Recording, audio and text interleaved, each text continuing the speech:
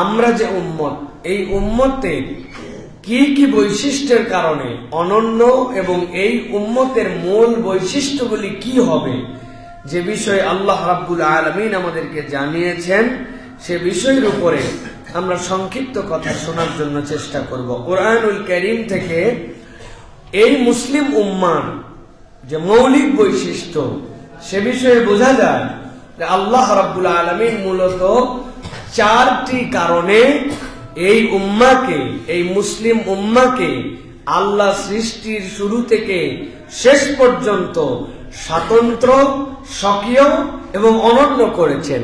যদি এই 4টা গুণের মধ্যে আমরা থাকি, তাহলে এই উম্মাহ শ্রেষ্ঠ উম্মাহ হিসাবে থাকবে। আর এর বাহিরে যদি আমরা চলে যাই, তাহলে নামে মুসলিম হলেও, ধরনে বর্ণনায় মুসলিম হলেও, সে মূলত এই উম্মার অংশ হিসেবে তখন আল্লাহর কাছে বিবেচিত হবে না। আপনারা সাম্প্রতিক সময়ে নানান বিষয়াদি দেখেছেন, যেগুলাতে মানুষ উল্টা আমাদের কাছে এখন প্রশ্ন করে যে মুসলিম হিসাবে অপর মুসলিম ভাইয়ের প্রতি, অথবা দাড়ি টুপিওয়ালা হিসাবে আরেক ভাইয়ের প্রতি যে ধরনের আচরণ বা যে ধরনের বিহেভিয়ার হচ্ছে, এইগুলার সাথে মুসলিম উম্মার আসলে কতটুকু সম্পর্ক আছে? দাবিতে সবাই মুসলমান, দাবিতে সবাই উম্মা, কিন্তু আল কোরআনের আলোকে উম্মার মৌলিক বৈশিষ্ট্য কি এবং এর ভিতরে আমাদের থাকা এবং এটা জানা কেন জরুরি, আজকে আমরা সংক্ষিপ্ত সময়ের বিষয়ে কথা শোনার জন্য চেষ্টা করব। আল্লাহ এই কথাগুলি শুনে এই কথাগুলির উপর আমল করার আমাদেরকে তৌফিক দান করেন। তাহলে আল কোরআনের আলোকে মুসলিম উম্মার বৈশিষ্ট্য কয়টা? এটা একদম ক্লিয়ার থাকতে হবে। এই 4-এর ভিতরে থাকলে আমি আসি, 4-এর ভিতরে না থাকলে আমি আর নাই এর মধ্যে। তো আমরা কি উম্মার ভিতরে থাকতে চাই না বের হতে চাই? থাকতে চাইলে জানতে হবে। এই না জানলে আমাদের আল্লাহ রাব্বুল আলামিনের কাছে নিজেদেরকে গ্রহণযোগ্য করে তুলতে পারবো না। তাহলে উম্মার বৈশিষ্ট্য হচ্ছে 4টা। কয়টা? 4টা। এর 1 নম্বর বৈশিষ্ট্য হচ্ছে আল্লাহ রাব্বুল আলামিন বলছেন যে উৎসগত এবং গন্তব্যগত ভাবে এ জাতি আল্লাহ ভীরু জাতি হবে। কি ভীরু? আল্লাহ ভীরু জাতি হবে। উৎসগত এবং গন্তব্যগত, আল্লাহ বেরও করছেন তাকে আল্লাহ ভীরুতার উপরে, আবার এর গন্তব্যটাও হবে আল্লাহ ভীরুতার উপরে। ইহুদি এবং নাসারাদের মতো নয়, ওদের মধ্যে হিকমা আর ওদের মধ্যে এই যে কোরআন বা ওদের মধ্যে ওহী, এই দুটার মধ্যে তারা পার্থক্য করে ফেলেছিল। আল্লাহ পয়গম্বর প্রেরণের উদ্দেশ্যে কি বলেছেন? ইয়াতলু আলাইহিম আয়াতিহি ওয়া ইউযাক্কিহিম ওয়া ইউআল্লিমুহুমুল কিতাবা ওয়াল হিকমা। কিতাবের সাথে হিকমা লাগবে। ইহুদিরা কিতাব ধরছে আর খ্রিস্টানরা হিকমা ধরছে, আর উম্মাহ মুসলিমা এই দুটাকে এক করছে। হয়তো একটু কঠিন শোনাচ্ছে কথা, কিন্তু বাস্তবতাটা একটু বললে বুঝতে পারবেন যে এই উম্মাহ হিকমা দ্বারা মূলত কি বুঝায়। আপনি কেবল মোটা দাগে আইন কানুন নিয়ম এটার মধ্যে যদি থেকে যান, তাহলে এই উম্মার বৈশিষ্ট্য ধারণ করতে পারবেন না। আর যদি আপনি শুধু হিকমাতে যান, তাহলে খ্রিস্টানদের মতো আপনি পথভ্রষ্ট হয়ে যাবেন। আল্লাহ বলছেন এই উম্মার উৎস এবং এই উম্মার গন্তব্য আল্লাহ ভীরুতার উপরে, সেটা কিতাব এবং হিকমার সাথে। সুবহানাল্লাহ। স্বামী স্ত্রীর বিশাল গন্ডগোল, এই গন্ডগোল অবস্থায় 50 বছর দাম্পত্য জীবন পার করে দিছে, এরকম আছে না ভাই? বাপ মার এই দাম্পত্য পার করা দেখে সন্তানরা অনেক সময় বলে কত সাংঘাতিক কথা, বাপ মা যে ফাটাফাটি, কেমনে তোমরা 50 বছর থাকলে? এখন এই থাকছে একসাথে, কিন্তু স্বামী বেচারির মনের মধ্যে একটু কাজ করে যে জায়গা মতো একটা মার দিব, জায়গা মতো মার দিব। হঠাৎ করে বেচারি মৃত্যু সজ্জায় স্বামী মারা যাবে, এর আগ মুহূর্তে সে হঠাৎ করে বলছে আমি আমার বউরে 3 তালাক দিয়ে দিলাম। কেন তালাক দিছে? তালাক দিছে ওই স্বামী যে যদি স্ত্রীকে তালাক দেওয়া হয়, তাহলে স্বামীর মিরাসের যে সম্পত্তি যেটা উপর নিচে বন্টন হবে, স্ত্রী আর তাহলে সম্পদ পাবে না। এই বেচারি মৃত্যু সজ্জায় বেডে শুয়ে শুয়ে আখেরি ধাক্কা বউকে দেওয়ার জন্য তালাক দিছে। আইন কি বলে? তালাক যদি দেয় তালাক হবে কিনা? হবে, তালাক দিলে তালাক হবে। কিন্তু হিকমা কি বলে? হিকমা বলতেছে, আমাদের ফকিহরা বলতেছেন, ওই মুহূর্তে ইন্টেনশনালি সে যদি মৃত্যু সজ্জায় তালাক দেয় তাহলে বোঝা যাবে তার উদ্দেশ্য খারাপ। এই কোরআন কেবল হুকুম নয়, হিকমাও আছে। এই হিসাবে ফকিরা তার তালাককে ওই সময় বিবেচনায় নেবে না। এটা হচ্ছে এই উম্মাহ যাদের উৎস এবং যাদের গন্তব্য কিতাব এবং হিকমার সাথে, সাথে সাথে তাদের সম্পর্ক আল্লাহ ভীরুতার সাথে। কিসের সাথে? আল্লাহ রাব্বুল আলামিন বলছেন, আল্লাহ রাব্বুল আলামিনের দ্বীন কি দিয়ে পূর্ণতা পেয়েছে? আল্লাহ যে দ্বীনকে পূর্ণ করে এই উম্মতকে অনন্য বৈশিষ্ট্য মণ্ডিত করেছেন। কেমনে এটা আল্লাহ রাব্বুল আলামিন বৈশিষ্ট্য মণ্ডিত করলেন? আল্লাহ সূরা মায়েদার 3 আয়াতের মধ্যে দ্বীনের পূর্ণতার বিধান আল্লাহ বর্ণনা করতে যে বলছেন, আল ইয়াউমা আকমালতু লাকুম দীনাকুম ওয়া আতমামতু আলাইকুম নি'মাতি ওয়া রাদিতু লাকুমুল ইসলাম দীনা। আল্লাহ রাব্বুল আমিন বলছেন, আমি রব্বুল আমিন তোমাদের জন্য দ্বীনকে পূর্ণ করে দিলাম। এই দ্বীনের মধ্যে আর কোনো গ্যাপ নাই। এই দ্বীনের মধ্যে নতুন করে সংযোজন করতে হবে, বিয়োজন করতে হবে, এরকম কিছু নাই। আল্লাহ বলছেন, ওয়া আতমামতু আলাইকুম নি'মাতি, আর আমি রব্বুল আমিন আমার যত ধরনের নিয়ামত আছে এই দ্বীনের জন্য আমি রব্বুল আমিন সবগুলাকে তামাম করে দিয়েছি। ওয়া রাদিতু লাকুমুল ইসলাম দীনা। দুনিয়াতে অনেক ধর্ম থাকবে, কোন ধর্ম অবলম্বীদের সাথে তোমাদের মারামারি করতে হবে অথবা তাদের সাথে খাটাখাটি করতে হবে, ইসলাম এরকম বিধান দেয় নাই। তবে আপনি যদি বলেন দুনিয়ায় সব ধর্ম আছে, সবগুলাই ঠিক, ইসলামও একটা ঠিক, তাইলে আপনি দিন থেকে বেরিয়ে যাবেন। আল্লাহর কাছে ঠিক হিসাবে একমাত্র ধর্মের নাম হচ্ছে ইসলাম। সকল ধর্মের সাথে সহাবস্থান থাকবে, সকল ধর্মের সাথে আপনার অন্যান্যদের নিরাপত্তার বিধান থাকবে।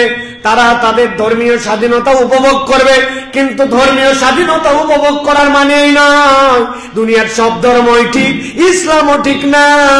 আল্লাহ বলছেন, ওয়া রাদিতু লাকুমুল ইসলাম দীনা।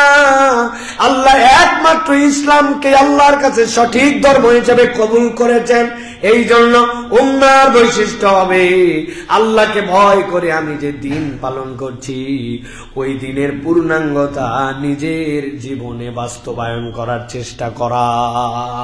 আল্লাহর দ্বীন যেটা আল্লাহ দিয়েছেন ওটার যে পূর্ণাঙ্গতা, ওটার যে হুকুম হাকাম, ওটা নিজের জীবনে নিতে হবে। আল্লাহ কোরআনে অনেক জায়গায় বলেছেন, আফাতুমিনুনা বিবাদিল কিতাব ওয়া তাকফুরুনা বিবাদ। তুমি কি এই কিতাবের কতক বিধান মানবা আর কতক বিধান মানবা না? বিষয়টা কি তাই? এই আয়াতে কারিমাগুলা শানে নুজুল যদি পড়েন অবাক হয়ে যাবেন। একজন সাহাবী মক্কা থেকে মদিনায় আসছেন, কি নিয়ে? একটা কেবলমাত্র ছেঁড়া কাপড় পরে, তাকে আর কিচ্ছু পড়তে দেয় নাই, কিচ্ছু না, একদম রিক্ত হস্তে বিদায় করেছে। যেই সাহাবী মক্কায় ভিআইপি সাহাবী, তার জুতা পরায় দেওয়ার জন্য আলাদা লোক, তার জামা কাপড় পরার জন্য আলাদা লোক, আইডল অফ মক্কা। মদিনায় যখন আসছেন, আসার পরে নবী করিম সাল্লাল্লাহু আলাইহি ওয়াসাল্লামের জন্য ডেলিগেটেড, নবীর জন্য জীবন দিয়ে দিবে, জিহাদের ময়দানে বদর থেকে যুদ্ধ করে চলে আসছে। নবী করিম সাল্লাল্লাহু আলাইহি ওয়াসাল্লামকে এরপরে বলেছেন, ইয়া রাসূলুল্লাহ, আমি তো ইহুদি থেকে ইসলাম গ্রহণ করেছি, আগে ওই ধর্ম পছন্দ করতাম, এখন তো এগুলো সব বাদ, এখন সব ইসলামের জন্য। তবে ইয়া রাসূলুল্লাহ, আমার না উটের গোশত খাইতে একটু কেমন জানি ইতস্তত লাগে, আমার জন্য উটের গোশতের বিধানটা এইটুকু শুধু, জিহাদ করব, নামাজ পড়বো, কালাম পড়বো। ভাই আমাদেরও তো অনেক মানুষ আছে মুসলমান, কিন্তু বলে গরুর গোশত খালি অ্যালার্জি হয়, গরুর গোশতটা আমি যদি না খাই, এরকম অনেক আছে না ভাই মুসলমান? উনি এইটুকু শুধু বলছে, আল্লাহ নবী চুপ করে গেছেন। আয়াতে কারিমা অবতীর্ণ হয়েছে, আফাতুমিনুনা বিবাদিল কিতাব ওয়া তাকফুরুনা বিবাদ। তুমি কি এই কিতাবের কতক বিধান মানবা আর কতক বিধান মানবা না? বিষয়টা কি তাই? না, আল্লাহ বলছেন, উদখুলু ফিস সিলমি কাফা, ইসলামের মধ্যে পূর্ণাঙ্গ প্রবেশ করো। ছোট্ট একটা উটের গোশত যেটা আগের ওহির বিধানের মধ্যে সেটাকে ইসলামের অপছন্দ করার কারণে আল্লাহ আয়াতে কারিমা দিয়েছেন। আমার তো মনে হয় এই আয়াতে কারিমা কিয়ামত পর্যন্ত আমাদের জন্য থ্রেট। একটু হিসাব করে দেখেন ইসলামের কতটুকুর মধ্যে ঢুকেছি আর কতটুকুর মধ্যে আমি নাই। আল্লাহ যেন আপনাকে আমাকে বলতেছে, বেটা ইসলামের কতক বিধান মানো, কতক বিধান মানো না। নামাজের ইসলাম মানো কিন্তু বউ পর্দার ইসলাম মানো না। হ্যাঁ, জুম্মার নামাজের ইসলাম মানো, ওয়াক্তের নামাজের ইসলাম মানো না। হ্যাঁ, তুমি আল্লাহ রাব্বুল আলামিনের কোরআনকে বলো আমানতু বিল্লাহি ওয়া মালাইকাতিহি ওয়া কুতুবিহি, কিন্তু আল্লাহর আইনে দুনিয়া চলুক ওই দুনিয়ার বিধান তুমি মানো না। তুমি আল্লাহ রাব্বুল আলামিনের হজের ইসলাম মানো, কিন্তু আল্লাহ জিহাদের কথা বলেছেন ওইটা বললে তুমি জঙ্গিবাদের ট্যাগ লাগায় দাও, ওই ইসলাম তোমার পছন্দ না। আপনার আমার প্রত্যেকের জীবনের জন্য সামঞ্জস্যশীল এই আয়াত, ঠিক কিনা? হিসাব মিলায় নেন। এই জন্য প্রিয় ভাইরা, আমাদের মূল দিক হবে উম্মার বৈশিষ্ট্য আল্লাহকে ভয় করা, আল্লাহ ভীরুতাই আমাদের জন্য। আল্লাহ ভীরু হলে আল্লাহ যা বলছেন সব মেনে নিবে। আর আল্লাহকে ভয় না করলে আপনি আর দুনিয়ার কাউকে গুনবেন না। তখন গুনবেন আপনি, আপনার গুনার সময় নেই আপনার হাতে। তখন আপনি সারা জীবন এই দেশে দুর্নীতি করে দেশকে উল্টাপাল্টা করে দিয়ে দুবাইয়ে যায় এখন শপিং মলে আপনি বাজার করবেন, কেননা আপনি চিন্তা করছেন এটা রাজনৈতিক ব্যাপার, দেশের সাথে আমি করতেই পারি, কিন্তু নামাজ কালামে আমি 70 রাকাত। কয় রাকাত? হ্যাঁ, এটা ভালো করে বুঝে নেন। এই জন্য আল্লাহ ভীরুতার মানদণ্ডটা আপনার কাছে স্পষ্ট থাকতে হবে প্রিয় ভাইরা। এই জন্য আল্লাহ রাব্বুল আলামিন বলছেন এই উম্মাহ ন্যায় পরায়ণ উম্মাহ, এই উম্মাহ ন্যায় পরায়ণ উম্মাহ, এটার ঘোষণাকে দিচ্ছেন আল্লাহ নিজেই বলছেন ওয়া কাযালিকা জাআলনাকুম উম্মাতাও ওয়াসাতা, আমি রব্বুল আমিন তোমাকে মধ্যম পন্থার ওয়াসাত উম্মত হিসেবে তোমাকে ঘোষণা দিয়েছি। এটা আল্লাহ রাব্বুল আলামিন নিজে ঘোষণা দিয়েছেন। অতএব উম্মার 1 নম্বর বৈশিষ্ট্য হবে আল্লাহ ভীরুতা আমাদের মূল চালান। আল্লাহ ভীরুতা কি? মূল চালান। আল্লাহ ভীরুতা হচ্ছে আমাদের জীবনের জন্য সবকিছু। প্রিয় ভাইরা, আল্লাহ রাব্বুল আমিন এরপর বলছেন এই আল্লাহ ভীরুতা আমাদের জীবনে এই জাতির যা কিছু আছে আল্লাহ বলছেন তুমি নিজে নিজে চিন্তা করে কিচ্ছু বের করো নাই। আল্লাহ রাব্বুল আমিন এই জাতির জন্য কল্যাণকর যা কিছু বের করে দিয়েছেন। আল্লাহ বলছেন কুনতুম খায়রা উম্মাতিন উখরিজাত লিন্নাস, আল্লাহ বলছেন তোমাদেরকে উত্তম উম্মাত করে তোমাদেরকে অন্য কেউ বের করে নাই। আল্লাহ বলছেন উখরিজাত মানে তোমাদেরকে বের করা হয়েছে, এই বের করেছেন রব্বুল আলামিন। অতএব যেই আল্লাহ আপনাকে কল্যাণকর উম্মত হিসাবে বের করেছেন আপনাকে ওই আল্লাহর পথ পদ্ধতি ফলো করতে হবে, ঠিক না? বহুদিন আগে আপনাদের কাছে বলেছিলাম আপনার বাড়িতে একটা রেডিও আছে অথবা আপনার বাড়িতে একটা সাউন্ড প্লেয়ার আছে, এইটা জাপানের নির্মিত। এখন ওই সাউন্ড প্লেয়ারের জন্য অথবা ধরেন এত দূর গেলাম না, আপনার বাড়িতে একটা ফ্যান আছে, ওই ফ্যানের জন্য একটা রেগুলেটর আছে। ওই ফ্যানের রেগুলেটরটা বাম দিক থেকে যদি ডান দিকে মোচড় দেন তাইলে আস্তে আস্তে করে ওর ভলিউম বাড়বে, ফ্যানের গতি বাড়বে। এটার পরে শেষ করে দিয়েছেন আপনার নব শেষ, আপনার গতিও শেষ। আবার আস্তে করে যদি ডান থেকে বামের দিকে উল্টা প্যাঁচ দেন তাহলে আপনার ওই রেগুলেটরে ফ্যানের গতিটা সেইখানে কমবে।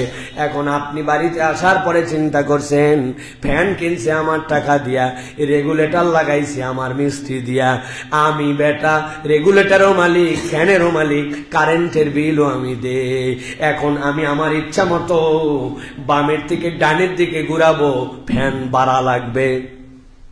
বুঝে থাকলে বলেন তো, আপনার ফ্যান, আপনার বাড়ি, আপনার বিদ্যুৎ বিল। কিন্তু যেই সিস্টেমে এই ম্যানুফ্যাকচারার আপনার জন্য প্রসেসটা বলে দিছে, ওর ব্যতিক্রম করে আপনি যত গরম দেখান, অর্থের গরম দেখান, হিম্মতের গরম দেখান, বাড়ির গরম দেখান, আপনার ফ্যান যেরকম উল্টা দিকে ঘুরালে আপনার জন্য সেইটা তখন বাড়বে না। ঠিক একই রকম সব ক্ষেত্রে মনে রাখবেন আপনি স্বীকার করেছেন ওই আলমে আরওয়াতে আপনার প্রভু আমার প্রভু, আপনার রব আমার রব আল্লাহ। আবার আপনি মুসলমান হিসেবে ঘোষণা দেওয়ার পরে, কোরআন খোলার পরে রব্বুল আমিন আপনাকে পরিচয় দিয়েছেন আলহামদুলিল্লাহি রাব্বিল আলামিন। আবার যখন আপনি আমি কবরে যাব, কবরে যাওয়ার পরে প্রথম প্রশ্ন জিজ্ঞাসা করা হবে মান রব্বুকা, তোমার রবকে। আলমে আরওয়াতেও রব, কবরেও রব। মধ্যের জিন্দেগি শেখানোর জন্য আল্লাহ কোরআনুল কারীম দিয়ে দিয়েছেন। অতএব আপনি বললেই হবে না জিন্দেগি আমার, টাকা পয়সা আমার, হায়াত আমার ইচ্ছা মতো আমার জীবন চালাবো। ইচ্ছা মতো জীবন চালায় যে এই উম্মতের মেম্বার নয় সে, ঠিক না? অতএব প্রিয় ভাইরা, 1 নম্বরে আপনাকে এটা বিশ্বাস রাখতে হবে যে আল্লাহ রাব্বুল আলামিনের প্রতি ভীরুতা, আল্লাহকে ভয় করা, এটা হচ্ছে এই উম্মার অনন্য বৈশিষ্ট্য। প্রিয় ভাইরা, এই জন্য আল্লাহ বলছেন তুমি এসেছো কার কাছ থেকে, তার কাছ থেকে, যাবে কার কাছে, তার কাছে। এটা হযরত ইব্রাহিম আলাইহিস সালামকে যে আল্লাহ রাব্বুল আলামিন ডেমনস্ট্রেশন দিয়েছেন। ইব্রাহিম আলাইহিস সালাম কি বলেছেন? কুল ইন্না সালাতি ওয়া নুসুকি ওয়া মাহইয়ায়া ওয়া মামাতি লিল্লাহি রাব্বিল আলামিন। আল্লাহ বলছেন আপনি বলেন আমার সালাত, আমার কুরবানি, আমার জীবন, আমার মরণ সবগুলা কেবলমাত্র আল্লাহ রাব্বুল আলামিনের জন্য, লা শারীকা লাহু। আর আমি আল্লাহ সাক্ষ্য দিচ্ছি এই যে আমার জীবন, আমার সালাত, আমার মরণ, আমার কুরবানি, এইগুলা যে আপনার জন্য, এর মধ্যে আর কোনো সন্দেহ নাই, এর মধ্যে আর কোনো শরীক নাই। আমি এই বিলা শরীক আল্লাহ রাব্বুল আমিনের কাছ থেকে এসেছি, আর আল্লাহর জন্যই আমার সবকিছু নিবেদিত। কোন একটা মানুষ যদি একবার চেতনার মধ্যে এটা ঢুকায় নিতে পারে, ওর থেকে উন্নত মানুষ আল্লাহর দুনিয়ায় আর পাওয়া যাবে না। এর থেকে ভালো মানুষ আর হওয়া সম্ভব না। সে চেতনার মধ্যে ঢুকায় নিছে, আসছে আল্লাহর কাছ থেকে, যাওয়া লাগবে আল্লাহর কাছে। সুতরাং মধ্যের জিন্দেগিটা তার মতো করে আমাকে গঠন করতে হবে। সংক্ষেপ কথা প্রিয় ভাইরা, তাহলে 1 নম্বর এই উম্মার বৈশিষ্ট্য আল্লাহ ভীরুতা। বলেন 1 নম্বর কি? বলেন কি? আল্লাহ ভীরুতা। এটা হৃদয়ের মধ্যে আপনাকে ধারণ করে নিতে হবে। আল্লাহ ভীরুতা থাকলে, বলেন তো ভাই, আপনার যদি শত্রু হয়, চরম শত্রু, তারপরেও কি আপনি তার গায়ের মধ্যে কোনো অস্ত্র ধরতে পারেন? আপনি তাকে হত্যা করতে পারেন? আপনি তাকে পিঠায় মেরে ফেলতে পারেন? আপনার হৃদয় কি রে ভাই?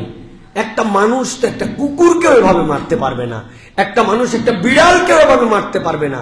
সে অবলা প্রাণী।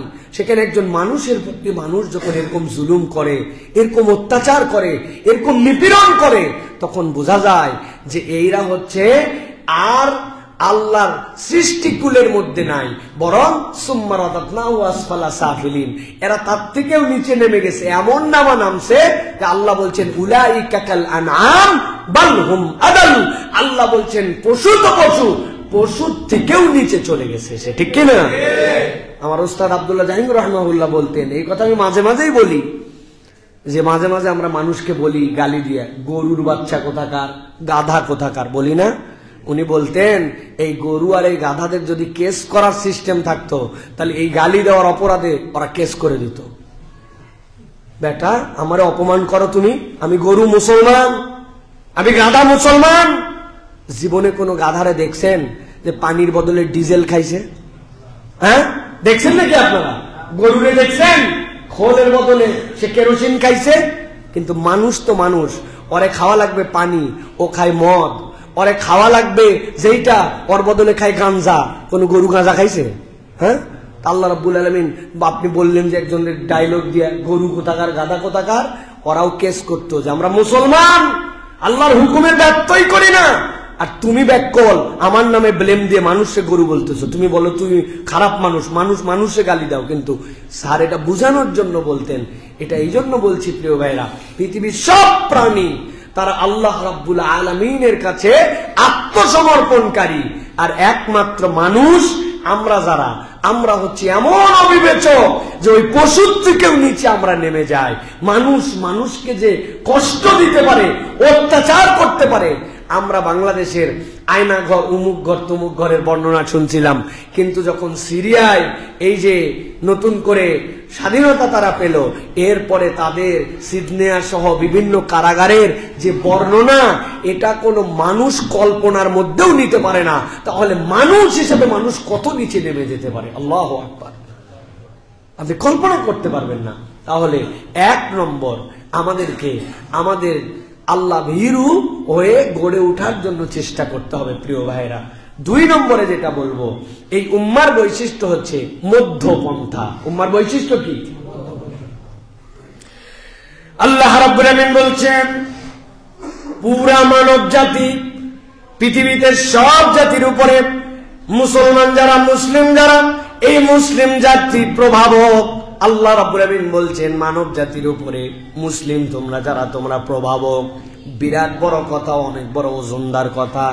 আল্লাহ রাব্বুল আমিন বলছেন, ওয়া কাযালিকা জাআলনাকুম উম্মাতাও ওয়াসাতা। আল্লাহ বলছেন আমি তোমাদেরকে মধ্যম পন্থার জাতি হিসাবে, উম্মত হিসাবে সৃষ্টি করেছি, তোমাদেরকে নির্মাণ করেছি। কেন করলেন? আল্লাহ বলছেন লিতাকুনু শুহাদা আলান নাসি ওয়া ইয়াকুনার রাসূলু আলাইকুম শাহীদা। সূরা বাকারা 143 নম্বর আয়াত। এই আয়াতের মধ্যে আল্লাহ রাব্বুল আমিন বলছেন তোমাদেরকে যে মধ্যম পন্থার জাতি করে প্রেরণ করলাম, কিয়ামতের দিনে তাবৎ মানব কুলের উপরে তোমরা সাক্ষী হিসেবে দাঁড়াবে। আর জনাবে মুহাম্মদুর রাসূলুল্লাহ সাল্লাল্লাহু আলাইহি সাল্লাম তোমাদের জন্য সাক্ষী হিসেবে দাঁড়ায় যাবে। পৃথিবীর যত জাতি বাড়াবাড়ি করেছে, অন্যায় করেছে, শুরু থেকে শেষ পর্যন্ত আল্লাহ মুসলমানদেরকে দাঁড় করাবেন। এরা তোমাদের থেকে লাখ লাখ হাজার হাজার বছর পরে আসছে, কিন্তু পৃথিবীর মানুষ দেখো, এরা তোমাদের জন্য আইকন। এরা রব্বুল আমিনের বিধানগুলাকে যেভাবে মধ্যম পন্থায় গ্রহণ করেছে, বাড়াবাড়ি করে নাই, ছাড়াছাড়ি করে নাই, তাবৎ পৃথিবীর মানুষের সামনে তাদেরকে দান করানো হবে। মুফাসসিররা ব্যাখ্যা করছেন আল্লাহ এই আয়াতে কারিমার দ্বারা মূলত উম্মতে মুহাম্মাদীকে আর মুসলমান জাতিকে কি মর্যাদা আসলটা দিয়েছেন জানো নাকি? আল্লাহ বলছেন যত জাতি এসেছে আদম থেকে শুরু করে মুহাম্মদ সাল্লাল্লাহু আলাইহি ওয়াসাল্লামের আগ পর্যন্ত সব জাতি দাঁড়ায় থাকবে সিরিয়ালে, আর সবার শেষে আসার পরেও কেবল এই মধ্যম পন্থা অবলম্বনকারী জাতি হিসাবে সকলের আগে আল্লাহ রাব্বুল আলামিন উম্মতে মুহাম্মাদীকে জান্নাতে ঢুকায় দিবে। আল্লাহ এই জন্য বলছেন লিতাকুনু শুহাদা আলান নাস ওয়া ইয়াকুনার রাসূলু আলাইকুম শাহীদা। আল্লাহ বলছেন আমি রব্বুল আলামিন সকল জাতির উপরে তোমাদেরকে যেরকম সাক্ষ্য বানাবো, ঠিক একই রকম আমার হাবিব মুহাম্মাদুর রাসূলুল্লাহ সাল্লাল্লাহু আলাইহি সাল্লামকে তোমাদের জন্য সাক্ষ্য বানায় দিব। সুবহানাল্লাহ। তাহলে এই জাতির মূল টার্গেট হবে মধ্যম পন্থা অবলম্বন করার জন্য। মধ্যম পন্থার দিক কয়টা? মধ্যম পন্থার দিক আছে 6টা। 6টা ক্ষেত্রে মধ্যম পন্থা অবলম্বন আমাদের তবিয়ত এবং ফিতরাতের মধ্যে যাবে। 1 নম্বর বিশ্বাস এবং কল্পনা, এটাতেও আমাদের মধ্যম পন্থী আমরা। 2 নম্বরে চরিত্র এবং মুআমালাত, এইটাতেও আমরা মধ্যম পন্থার অবলম্বনকারী জাতি। 3 নম্বর শরীয়ত পালন এবং ইবাদত, এটাতেও আমরা মধ্যম পন্থার অবলম্বনকারী। 4 নম্বর চিন্তা এবং উপলব্ধিতে আমরা মধ্যম পন্থার অবলম্বনকারী। 5 নম্বর আধ্যাত্মিকতা এবং জাগতিকতা, উভয় জায়গায় আমাদের জন্য মধ্যম পন্থা। 6 নম্বর ব্যক্তিগত এবং সামাজিক ক্ষেত্রে আমরা মধ্যম পন্থা অবলম্বনকারী।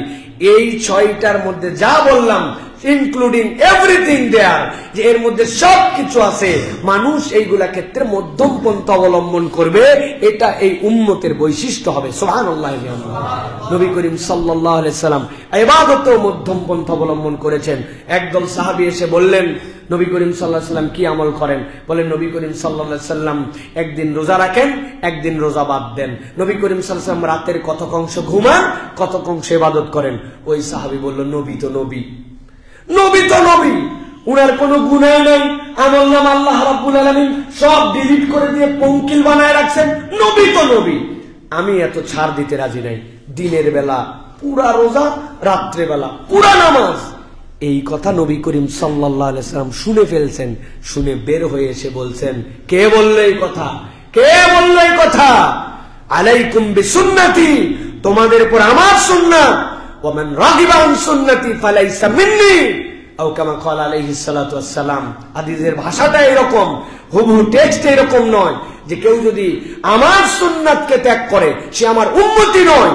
আমি কিছু রোজা রাখি, কিছু রোজা ছাড়ি, আমি পরিবারকে সময় দেই, ঘুমাই, আবার তাহাজ্জুদ পারি। তুমি এত বড় কি পণ্ডিত হয়ে গেছো যে তুমি পুরা রাত নামাজ পড়বে, পুরা দিন রোজা রাখবে? আমার সুন্নাত অনুসরণ না করলে তুমি আমার উম্মত নয়। আল্লাহু আকবার। কত বড় ইবাদতের আবেগ দেখাইছে। নবীজি ওই জায়গায় থামায় দিয়েছেন।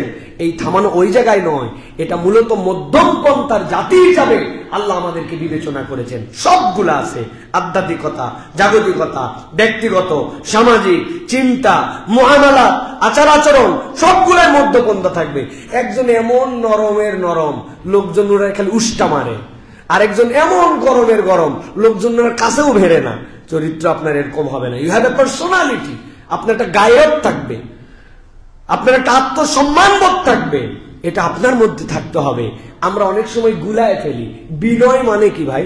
বিনয় মানে মিনমিন করে কথা বলা। তাহলে বিনয় কি জিনিস? আমাদেরকে তো বিনয় হতে হবে। মধ্যম পন্থার অন্যতম গুণাগুণ বিনয়। বিনয় মানে একদম মিনমিন করে ছেঁড়া কাপড় পরে লেবাসু লেবাসু হয়ে ঘুরবে মানুষ, এটার নাম বিনয়। আপনি মিসকনসেপ্টের মধ্যে আছেন। ওমর রাদিয়াল্লাহু তাআলা আনহু থেকে একটা কথা, আর আমার তাফাক্কুর থেকে একটা কথা বলি। বিনয় মানে আপনার চলাফেরায় অহংকারের বহিঃপ্রকাশ নাই। You have a personality, strong personality.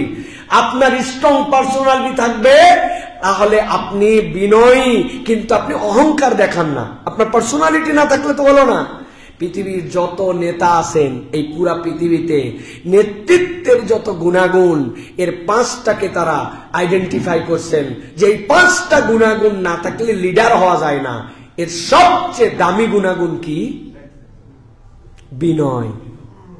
পৃথিবীর যত বড় লিডার তত বিনয়ী। কিন্তু বিনয়ী মানে কি? ব্যক্তিত্বহীন না। বিনয় মানে নিরহংকারী। বিনয় মানে হাম্বল। বিনয় মানে অপরের সাথে তার কোঅপারেশন, অপরের সাথে যোগাযোগ প্রতিস্থাপনের তার যোগ্যতা বেশি। যত বিনয়ী এইটা, অহংকারী নয়।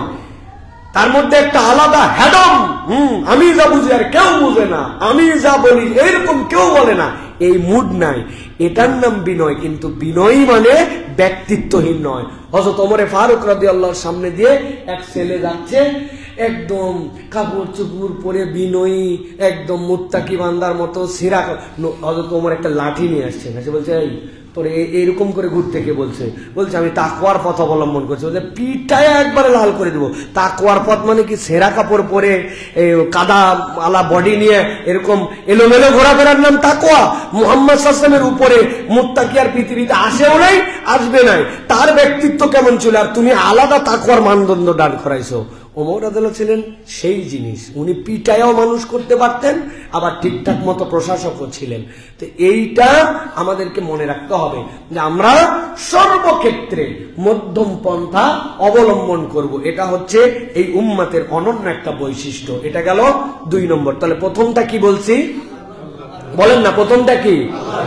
দ্বিতীয়টা মধ্যম পন্থা।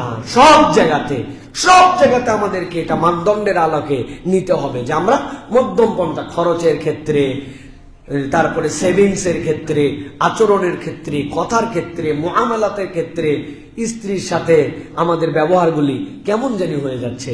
যদিও আমরা স্ত্রীর পক্ষে বেশি কথা বলি, আপনাদের মনে হয় যদি ইসলামী বেশি পক্ষে কথা বলেছে, নারীদের পক্ষে কথা বলেছে ইসলামী বেশি, কিন্তু রিসেন্ট আমলে স্বামীরা যে পরিমাণ নির্যাতিত, এইটা এখন সীমাহীন হয়ে গেছে। স্ত্রীদের অধ্যত্ত আচরণ, স্বামীকে স্বামী হিসাবে না গুনা, এইটা আমাদের পরিবারগুলাকে বিশৃঙ্খল করে দেওয়ার এখন অন্যতম একটা উপায়। অনেক সময় শয়তান এই দিক দিয়ে এখন মুসলমানদেরকে মার দিচ্ছে, এমন ওয়াজ করতেছে যে কেবলই স্ত্রী অধিকার দিতে হবে, এই কথা বলতে বলতে স্বামীর অধিকার শেষ হয়ে গেছে, ঠিক কিনা? অথচ নবী করিম সাল্লাল্লাহু আলাইহি সাল্লাম থেকে ঘোষণা এসেছে জান্নাতের যে কোনো দরজা দিয়ে আপনি প্রবেশ করবেন, তার অন্যতম একটা শর্ত হচ্ছে আপনার স্বামীর বৈধ নির্দেশগুলা আপনি কায় মনোবাক্যে পালন করেন। সালাত পড়েন সময় মতো, সিয়াম আদায় করেন, আল্লাহর হুকুম মানেন, পর্দা করেন, আর স্বামীর বৈধ নির্দেশগুলা আপনি ফলো করেন। আপনার স্বামী যদি শরীয়তের মধ্যে নির্দেশ দেয় আপনি সেটা ফলো করেন। এটা যদি না করেন তাহলে আপনি আল্লাহ রাব্বুল আলামিনের প্রিয় পাত্রী হতে পারেন নাই। অতএব হাত শোনালেও এটাই সত্য কথা যে আপনার স্বামীকে সম্মান করতে হবে, আপনার স্বামীকে ইজ্জত করতে হবে, আপনার স্বামীর মর্যাদা আপনাকে দিতে হবে। এটা না দিলে কখনো আল্লাহ রাব্বুল আলামিনের কাছে আপনি প্রিয় পাত্রী হতে পারবেন না। অনেক আল্লাহর প্রিয় পাত্রী আছে, বিরাট বড় মুজাহিদা, কোরআন পড়ে, হাফেজ, অমুক তমুক, স্বামীর সাথে তার ভালো সম্পর্ক নয়, স্বামীর সাথে তার সুন্দর সম্পর্ক নয়। আমি অনেকদিন আগে এক ড্রাইভার আমার সাথে ভাড়াতে এক গাড়ি নিয়ে যাচ্ছিলাম, তখন ওই ড্রাইভার কাঁদে ফেলছে একদিন আমার সাথে যেতে মাহফিলে, বলছে হুজুর আমার বউ কোরআন শরীফ পড়ায়, খালি না ব্যাসকে ব্যাস মহিলাদেরকে পড়ায় এবং পর্দা পুশিদা তাহাজ্জুদ সব পড়ে, কিন্তু আমার সাথে যে দুর্ব্যবহার করে, বাড়ির নিচের কুকুরের সাথেও আরেক কুকুর এরকম ব্যবহার করে না। সে বোরখালি না বোরকা ছাড়া, কোরআন পারে না, তাহাজ্জুদ পড়ে না সারে, সব পড়ার পরেও তার স্বামী নিজে আমার কাছে এই কথা বলেছে, চেহারাটা ভাসতেছে আমার। সুবহানাল্লাহ। তাহলে আমাদের সে অবস্থা কোথায় যাবে? বড় ভয়ঙ্কর প্রিয় ভাইরা। এই জন্য এইগুলা জায়গাতেও আমাদের কারেকশন আনতে হবে প্রিয় ভাইরা। এটা 2 নম্বর গেল। 3 নম্বর, এই উম্মার শ্রেষ্ঠত্বের কারণ হচ্ছে এই উম্মা দাওয়া, এটা হচ্ছে তাদের ফিতরাত। দাওয়া কি? প্রত্যেকটা উম্মতের একজন মেম্বার একজন দাঈ ইলাল্লাহ। সুবহানাল্লাহ বলেন। এই উম্মাহ প্রচারমুখী, তাদের ঐশী বাণীকে সে প্রচার করে, আত্মকেন্দ্রিক নয়। আমি আমারটুকু হলেই হয় না, সে আত্মকেন্দ্রিক নয়। শুধু ঈমান আনা ফরজ ছিল আমাদের জন্য, কিন্তু আমাদের দায়িত্বটা অনেক বেশি। আল্লাহ রাব্বুল আলামিন কি বলছেন? ঠান্ডা মাথায় একটু বুঝেন। আল্লাহ বলছেন কুনতুম খায়রা উম্মাতিন উখরিজাত লিন-নাস। আল্লাহ বলছেন তোমাদেরকে সৃষ্টি করা হয়েছে অপর ভাইয়ের জন্য, অপর মানুষের জন্য। আল্লাহ বলছেন তা'মুরুনা বিল মারুফ ওয়া তানহাউনা আনিল মুনকার ওয়া তু'মিনুনা বিল্লাহ। সূরা আলে ইমরান 110 নম্বর আয়াত তাফসীর পড়ে দেখবেন, মজা পাবেন। আল্লাহ রাব্বুল আলামিন বলছেন তোমাদের জন্য আমি শ্রেষ্ঠত্ব দিয়েছি, মানুষের কল্যাণের জন্য বের করেছি। এর 1 নম্বর দায়িত্ব হচ্ছে তোমরা মানুষকে সৎ কাজের আদেশ দিবে, আর 2 নম্বর অন্যায় থেকে ফিরাবে। এখন আমাদের সমাজের কালচার হয়ে গেছে মানুষকে কিছুটা সৎ কাজের আদেশ দিলেও অন্যায় থেকে ফিরানোর দায়িত্ব আর আমরা রাখি না, ঠিক কিনা ভাই? যে যা করতেছে তারটা করুক, তার হিসাব সে দিবে, আমার কিসের আবার তার মধ্যে যাওয়া লাগবে? আল্লাহ বলছেন না চেক এন্ড ব্যালেন্স লাগবে। তুমি যদি সব কাজের আদেশের সাথে অন্যায় থেকে না ফিরাও, সমাজটা তখন এলোমেলো হয়ে যাবে, সমাজটা নষ্ট হয়ে যাবে। আল্লাহ বলছেন ওয়া তু'মিনুনা বিল্লাহ, আর আল্লাহর প্রতি ঈমান আনবে। মুফাসসিরিনে কেরাম এটার ব্যাখ্যা দিয়েছেন, একটা মানুষের জন্য সৎ কাজের আদেশ যতটুকু জরুরি, অন্যায় থেকে ফিরানো তার জন্য জরুরি। এই 2 গুণাগুণ যদি ব্যক্তির মধ্যে না থাকে, ওই ব্যক্তি কখনো এই উম্মার প্রকৃত সদস্য হতে পারবে না, ঠিক কিনা? এই জন্য প্রিয় ভাইরা, এটা আমাদেরকে বুঝে নিতে হবে। নবীজি এটা লেয়ার বর্ণনা করে দিয়েছেন, দেন নাই? নবীজি বলছেন মান রাআ মিনকুম মুনকারান ফালইয়াতাগাইয়িরহু বিয়াদিহি। কেউ যদি খারাপ কিছু দেখে তাহলে সর্বপ্রথম কি দিয়ে এটার প্রতিবাদ করবে? অন্তর দিয়ে, তাই না? হো বললেন জানে কি দিয়া? পাওয়ার দিয়ে বলেন। কিসের হাত? হাত দিয়ে কি করবেন আপনি? পাওয়ার দিয়ে। কি দিয়া? ক্ষমতা দিয়ে। 2 নম্বর, ক্ষমতা পারে না তখন কি করবে? মুখ দিয়া। 3 নম্বর, অন্তর দিয়ে। যালিকা আযআফুল ঈমান। নবীজি বলছেন এরপরে আর কোন ঈমান নাই, ঈমান শেষ। অন্তরেও ঘৃণা করে, ঈমান শেষ। আমরা এখন এই ঘটনা পুরা উল্টাইছি। উল্টায়া আমরা এখন পেছন থেকে শুরু করছি। কি পেছন থেকে শুরু করছি? আমরা এখন কিছু দেখলেই আগেই বলি এটা আমি পছন্দ করি না, আস্তাগফিরুল্লাহ, লা হাওলা ওয়ালা কুওয়াতা ইল্লা বিল্লাহ। না ভাই, এই যে শুরু করছি পেছন থেকে, এটাতে কি হয়েছে? এটাতে সে বিখ্যাত ঘটনা ঘটছে। মুসলিম বাজার আমাদের মসজিদুল জুমা কমপ্লেক্সের সিঁড়িতে ফজরের আগদের শীতের রাত্রে একটা কুত্তা অসুস্থ ছিল, সিঁড়ির উপরে কুত্তা মরছে। এই সিঁড়িতে কুত্তা মরার পরে ফজর ইমাম সাহেব ঢুকছে, মুয়াজ্জিন ঢুকছে, আর বলছে হাইরে কুত্তা, মরার জায়গা পালি না, নাউজুবিল্লাহ। মল্লি তো মল্লি একদম মসজিদের সিঁড়িতে। ওনারা নাউজুবিল্লাহ পড়তে পড়তে ভিতরে ঢুকছে। ঢুকে ইমাম সাহেব বলছে ফজরের নামাজের পরে কুত্তা সরানোর জন্য দোয়া হবে, সবাই বসে। সবাই মিলে হয়তো দোয়া করছে, বুঝানোর জন্য বলতেছি। রব্বুল আলামিন এতগুলা ফজরের মুসল্লি, কুত্তা আল্লাহ মসজিদের সিঁড়ির সামনে মরছে, কত বড় আমাদের ঝামেলা। মেহেরবানি করে রব্বুল আলামিন তুমি কুত্তা সরাও। এই দোয়া টোয়া করে লাভ দিয়ে দিয়ে উপরতে পার হয়ে সবাই চলে গেছে। ওই দিন আবার রোদ উঠছে, চনমনা রোদ। সকাল থেকে রোদে কুত্তার পেট ফুলতে ফুলতে জোহরের আগে একটা টেরা হইয়া মোটামুটি এলাকা গাওয়ায় ফেলছে গন্ধে। জোহরের সময় তো সবাই নাক ধরে আস্তাগফিরুল্লাহ লাভ দিয়ে মসজিদে ঢুকে হুজুর বলছে সকালে কোনো তাবারক ছাড়া দোয়া হয়েছে, দোয়া মনে কাজ হয় নাই, আপনারা আসরের সকলে আসবেন, বিরিয়ানি দিয়ে কুত্তা সরানোর দোয়া হবে। বুঝে থাকলে বলেন তো, এর থেকে খারাপ করে আপনাকে বুঝাতে পারবো না। আসরের সময় যদি দোয়া করে, আসর হতে হতে মসজিদে ঢোকা কঠিন হয়ে যাবে। কি ভাই? তা আপনি আস্তাগফিরুল্লাহ বললেন, অন্তর অন্তরে ঘৃণা করলেন না, আপনি সিস্টেম উল্টায় ফেলছেন। আপনি শুরুটা যেটা ছিল ওটার শুরু না রাখে শেষে আগে গেছেন। আপনার দায়িত্ব ছিল সভাপতি সাহেব কুত্তা সরানোর জন্য স্টেপ নেন। সভাপতি তো নিজে হাতে সরাবে না, উনি ফোন দিছে মিউনিসিপ্যালিটিতে, আপনাদের যারা মেথর আছে পাঠান, আমাদের কুত্তাটা সরান। সরায় না। তখন দেখছে এলাকার প্রভাব আলী, এলাকার একজন দায়িত্বশীল আছে, উনাকে বলছে ভোট কি এবারই না আরো করা লাগবে, মসজিদের সামনে কুত্তা সরাতে আপনার তো সমস্যা কোথায়? তখন উনি মুখ হাতের ক্ষমতায় পারে নাই, মুখ দিয়ে প্রেসার দেওয়ার কারণে এরপরে একদল লোক এটাকে অপছন্দ করছে, তারা ঘৃণা করছে যে এটা আসলে ঠিক হয় না, অমুক তমুক। কিন্তু আপনি কোনো কথা নাই, খালি নাক ধরে বলছেন আস্তাগফিরুল্লাহ, কুত্তা গন্ধ।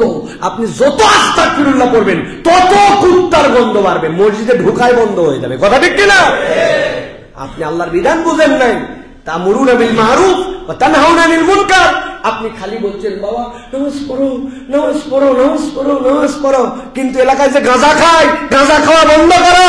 এলাকায় যে বেহায়াপনা হয়, এলাকায় যে সুদের কারবার হয়, এলাকায় যে জুয়া মারানি হয়, আপনি জীবনে ওইগুলা কথা বলেন নাই। আপনার দাওয়াত ভুল, এই ভুল দাওয়াতের কারণে পিটন খাওয়া লাগতেছে। ঠিক কিনা? আপনার দাওয়াতের তরিকা বুঝেন নাই।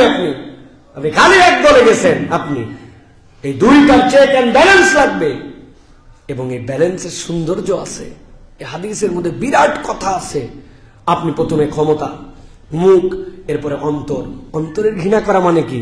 ঘরে ঘরে আমি ঘৃণা করে থেকে গেলাম কোন একটা খারাপ কাজ, ঘৃণা ওইটা পেছন দিক থেকে আবার আগাতে হবে। ব্যাখ্যাটা সারা জীবন মনে রেখে দিবেন। ভাই আপনি এই কাজটা ঘৃণা করেন না, আমারও বলার শক্তি নাই, আমারও হাতের শক্তি নাই, আপনিও ঘৃণা করেন না, আপনিও করেন। আমরা একাই ঘৃণা করি না, 10 জন ঘৃণা করি।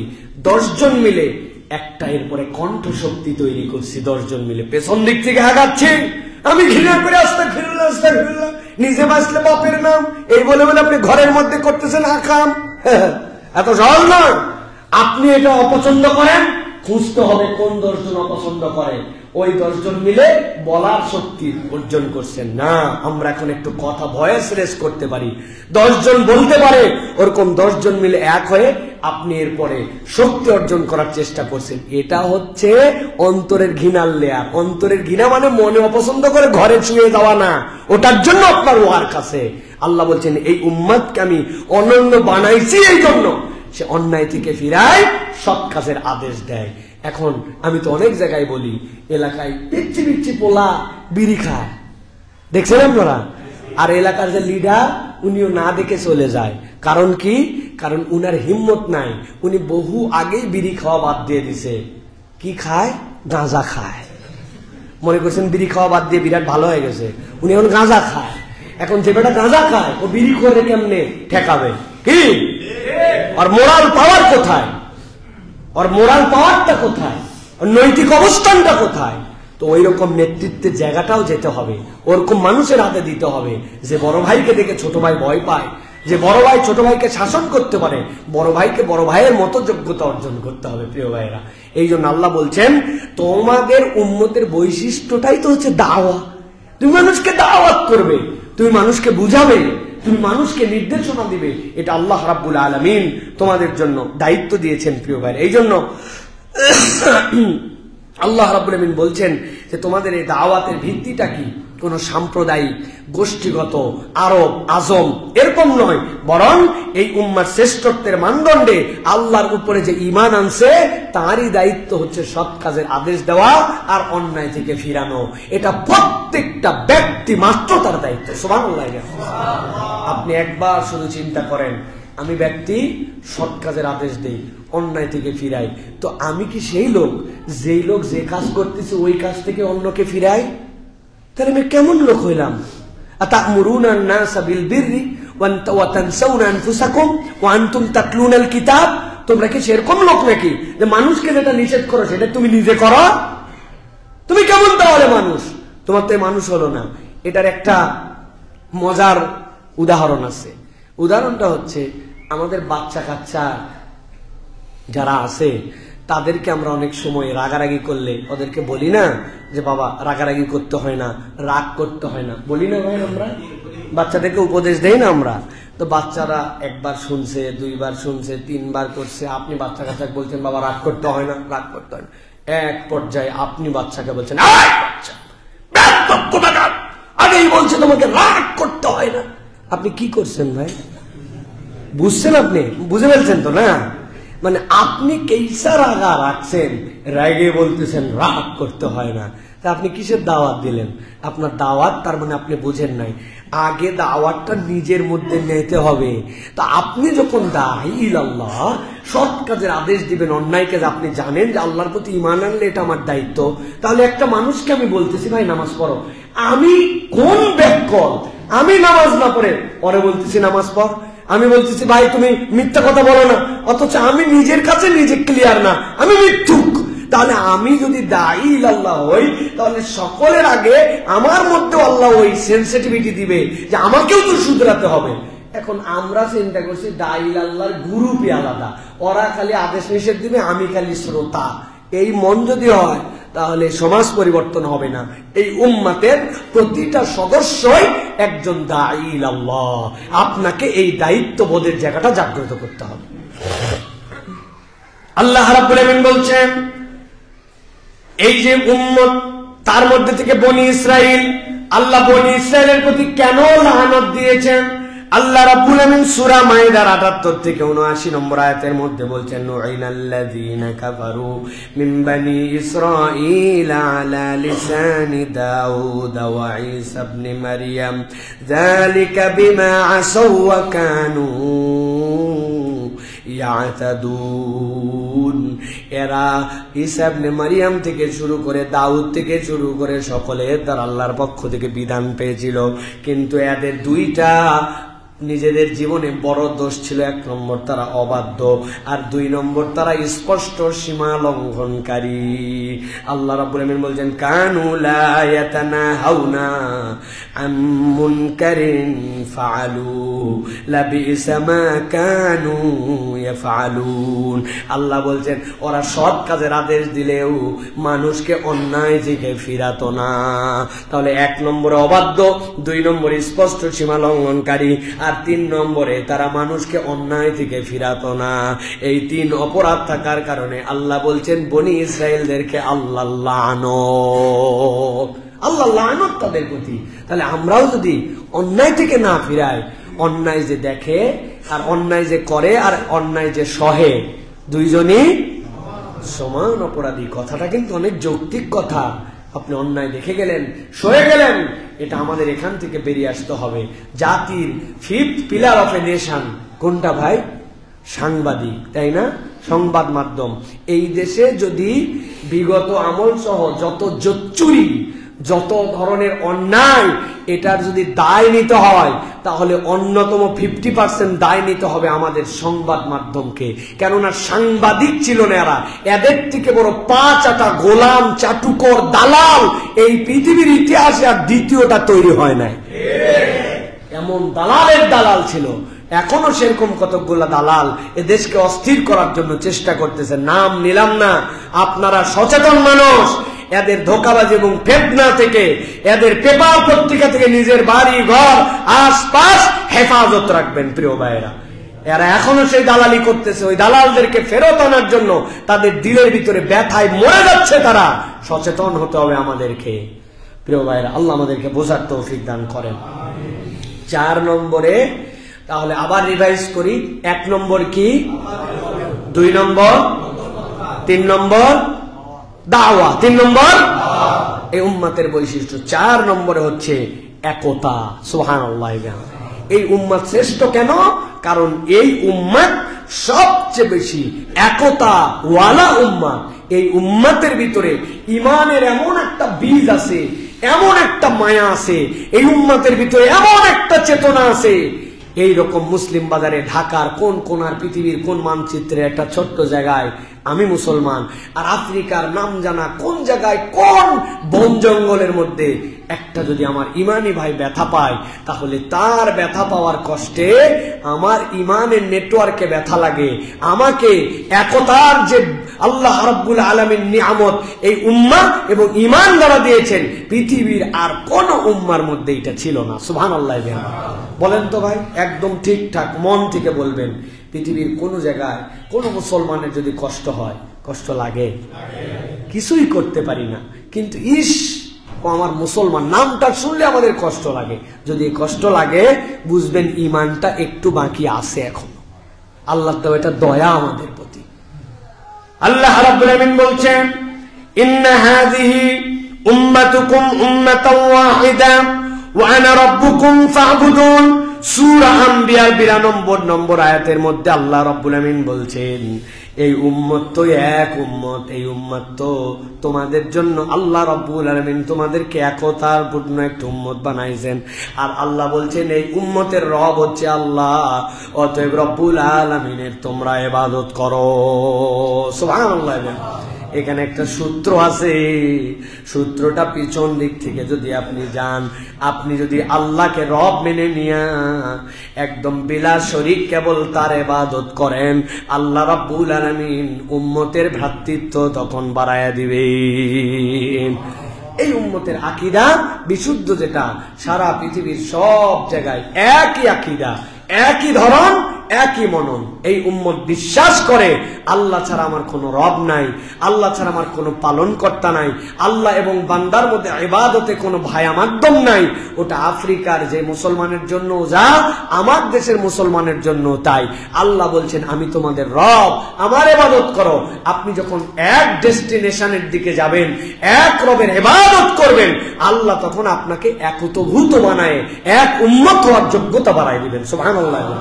আমরা কাবার দিকে মুখ করে নামাজ পড়ি, আমরা কাবার ইবাদত করি না, আমরা কাবার রবের ইবাদত করি, কিন্তু কাবাটার দিকে আমরা মুখ ফিরাই।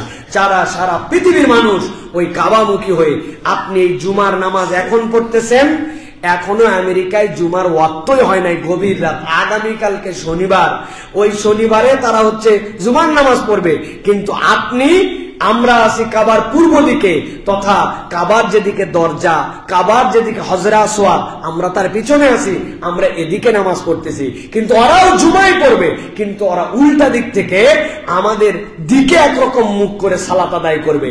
তাহলে আমাদের সব মুখগুলা কাবামুখী, এটা প্রমাণ করে এটা একটা ইউনিটি। আমরা কাবার ইবাদত করি না, কাবার রবের ইবাদত করি, কিন্তু এই ইবাদতের পদ্ধতিতে দুনিয়ার সব মুসলমান একমুখী হয়ে যায়। সুবহানাল্লাহ। সব মানুষ একমুখী হয়ে যায়। আল্লাহ রাব্বুল আলামিন এই নিয়ামতগুলো আমাদের জন্য দান করেছেন, এবং এই এক যখন হয় আল্লাহ রাব্বুল আলামিন বলছেন ইন্না হাযিহি উম্মাতুকুম উম্মাতান ওয়াহিদা ওয়া আনা রাব্বুকুম ফাত্তাকুন। সূরা মুমিনুনের ভিতরে একই আয়াত, শুধু ফাত্তাকুন দিয়ে আল্লাহ রাব্বুল আলামিন বর্ণনা করেছেন। আল্লাহ বলছেন এই উম্মত এক, এই উম্মতকে আল্লাহ রাব্বুল আলামিন রব তার, সুতরাং তোমরা ভয় করলে ওই রবকে একমাত্র ভয় করো। সুতরাং এই উম্মাহ যদি আল্লাহকে ভয় করে চলে, আল্লাহ রাব্বুল আলামিন আমাদের যে ওয়াহদা, আমাদের যে একীভূত, এইটা আল্লাহ রাব্বুল আলামিন আমাদেরকে এক করে দিবেন। প্রিয় ভাইরা, এই জন্য এই উম্মাহ এক শরীরের মতো, এই উম্মার এক আকীদা, এই উম্মার এক লক্ষ্য, এই উম্মার এক গন্তব্য, ঠিক কিনা? আমাদের এক শরীর, পুরা উম্মাহ মিলাই এক শরীর। আমাদের আকীদা কি? একটাই আকীদা, আহলে সুন্নাত ওয়াল জামাতের আকীদা একটাই। এই উম্মার একটাই লক্ষ্য, আর এই উম্মার একটাই গন্তব্য। আমাদের লক্ষ্য আল্লাহর রেজামন্দি, আমাদের গন্তব্য জান্নাতুল ফেরদাউস, ঠিক কিনা? প্রিয় ভাইরা, সে পৃথিবীর যেখানেই থাক, সুতরাং এই যে আল্লাহ রাব্বুল আলামিন আমাদেরকে এক হওয়ার যে আল্লাহ যোগ্যতা দিলেন, এটা আল্লাহর নিয়ামত। প্রিয় ভাইরা, সংক্ষেপে এর সাথে অ্যাড করে দুইটা বিষয় শুধু বলি। উম্মাতের মধ্যে এত বিভক্তির কারণ কি? অনেক কারণ বলা যাবে। আমি আপনাদের কাছে সূরা আনআমের 153 নম্বর আয়াতটা আপনাদের নলেজে দেওয়ার জন্য দিলাম। আল্লাহ বলছেন ওয়া আন্না হাযা সিরাতি মুস্তাকিমা ফাত্তাবিউ। আল্লাহ বলছেন এই যে তোমাদের জন্য যে রাস্তাটা দেওয়া হলো, কোরআনের রাস্তা, এটা তোমাদের জন্য সিরাত মুস্তাকিম, তোমরা এটাকে অনুসরণ করো। ফাত্তাবিউ, আল্লাহ বলছেন ওয়ালা তাত্তাবিউস সুবুলা ফাতাফাররাকা বিকুম আন সাবিলিহি। আর তোমরা বহু পথ আছে, এই পথ তোমরা গ্রহণ করো না। বহু পথ যদি গ্রহণ করো, ভিন্ন পথ যদি গ্রহণ করো কোরআন ছাড়া, এটা তোমাদেরকে আলাদা বানায় দিবে। মুসলমান সমাজতান্ত্রিক মুসলমান, মুসলমান পুঁজিতান্ত্রিক মুসলমান, মুসলমান গণতান্ত্রিক মুসলমান, মানে প্রচলিত যে গণতন্ত্র, যেই গণতন্ত্রের থেকে ভুয়া বস্তা পচা আর কোনো আইটেম নাই। আমি ভোটে দাঁড়াইছি তাই বলে আবার মনে করেন না আমি দাঁড়াইছি। আমি ভোটে দাঁড়াইছি, আমাকে নির্বাচিত করবে কে? একজন রিক্সাওয়ালা, রিক্সাওয়ালা হিসেবে ছোট বলতেছি না, মানে সে পড়ালেখা করে নাই, আরেকজন পিএইচডি হোল্ডার, আরেকজন মেন্টাল পাগল, কিন্তু তার ন্যাশনাল আইডি কার্ডও আছে, ভোট দেওয়ার যোগ্যতাও আছে। মেন্টালও ভোটার, অশিক্ষিত ভোটার, পিএইচডি হোল্ডারও ভোটার, সকলে মিলে যার পক্ষে ভোট দিবে উনি বিজয়ী হয়ে যাবে। আপনি বলেন তো ভাই, এর থেকে পাগলা পদ্ধতি আর কি হতে পারে? এখন খারাপের ভালো নাই যেহেতু এটা আপনি মেনে নিচ্ছেন, কিন্তু এটাকে ফিল্টারিং করার সুযোগ আছে, এটা 2 লেয়ার 3 লেয়ার বানানোর সুযোগ আছে, যেইগুলা আমরা অনেক সময় বানাই না। আরো বড় কথা, গণতন্ত্র যেখান থেকে আমরা কালচার করতেছি, ফলো করতেছি, তাদেরটাও তো আমরা পুরাটা নেই না। আপনার মন চাইলে আপনি দাঁড়ায় গেলেন না, আপনাকে তো প্রথমে প্রাইম 2 জন লোককে নির্বাচন করতে হবে, যে আপনার ভোট তো তাছাড়া সকলের মধ্যে স্লট আউট হয়ে যাচ্ছে, হচ্ছে না? সকলের মধ্যে ভাগ হয়ে যাচ্ছে। একজন পাইলো 29, আরেকজন পাইলো 31, আরেকজন এই 29-31-এ দেখা যাচ্ছে যে 62%, আরেকজন পাইছে তারও কম, কিন্তু এই যে ভাগ হয়ে গেছে, ভাগ হয়ে যে ভাগের থেকে একজন বের হয়ে গেছে, তো ওরা তো এই গণতন্ত্র চর্চা করে না। ওদের মধ্যে থেকে সকল বাদ দিয়া 2 জন 3 জন 4 জনকে তারা দাঁড় করায়, এর মধ্যে থেকে সকলে তাদেরকে নির্বাচিত করে। তো যাই হোক, এটা নিয়ে অনেক কথা বলার আছে। মূল আমার বক্তব্যের বিষয় যেটা, আমরা যদি হ্যান মতবাদ, ত্যান মতবাদ, অমুক মতবাদ, তুমুক মতবাদ ধরি, আমরা দিন দিন শুধু বিভিন্ন ফেরকায় আলাদা হয়ে যাব। আর আমরা যদি আল্লাহ রসুল, আল্লাহর দেখানো পদ্ধতি, কোরআন সুন্নাহ অনুযায়ী আমরা যদি চলি, আল্লাহ বলছেন তোমরা এক হয়ে থাকতে পারবে। সুতরাং যত এই যে মতাদর্শ দুনিয়ায় ছড়াই পড়ছে আর মুসলমানরা তাদের পিছে ছোটে, এইগুলা এই উম্মার বিভক্তির অন্যতম কারণ। আর একটা বিষয় যেটা আল্লাহ রাব্বুল আলামিন বলছেন, ইয়া আইয়ুহাল্লাযীনা আমানু ইন তুতিউ ফারীকাম মিনাল্লাযীনা উতুল কিতাব ইয়ারুদ্দুকুম বা'দা ঈমানিকুম কাফিরুন। আল্লাহ রাব্বুল আলামিন বলছেন তোমাদের মধ্যে থেকে এমন কতগুলো লোক যাদেরকে কিতাব দেওয়ার পরে কাফের হয়ে গেছে, আর এই মানুষগুলোর যদি অনুসরণ করি আমরা, তাদের পদাঙ্ক অনুসরণ করি, তাহলে আমাদের জন্য এটা বিপদ হবে। আল্লাহ বলছেন ইন্নামাল মুমিনুনা ইখওয়া পুরা পৃথিবীর মুমিনরা হচ্ছে ভাই সদৃশ, ভ্রাতৃত্বের বন্ধনে যে আমরা একত্রিত হতে পারি, এটা আল্লাহ রাব্বুল আলামিন ডিমান্ড করতেছেন আমাদের প্রতি। সুতরাং প্রিয় ভাইরা, আমরা বলবো যে উম্মাহকে যদি এক করে রাখতে হয়, প্রত্যেকের ভিতরে আল্লাহ ভীরুতার চেতনা লাগবে, প্রত্যেকের ভিতরে আপনার দাওয়াতের মেজাজ এবং আমাদের এই মানদণ্ডে আমাদেরকে আল্লাহর সামনে দাঁড়ানোর মতো মন মানসিকতা নিতে হবে। আর প্রত্যেকের মধ্যে আমাদের একটা জিনিস সব সময় নিজেদের মধ্যে নেওয়ার জন্য চেষ্টা করতে হবে, সেটা হচ্ছে এই উম্মার একটা গোষ্ঠী থাকবে যারা সৎ কাজের আদেশ দিবে, অন্যায় কাজ থেকে ফিরাবে।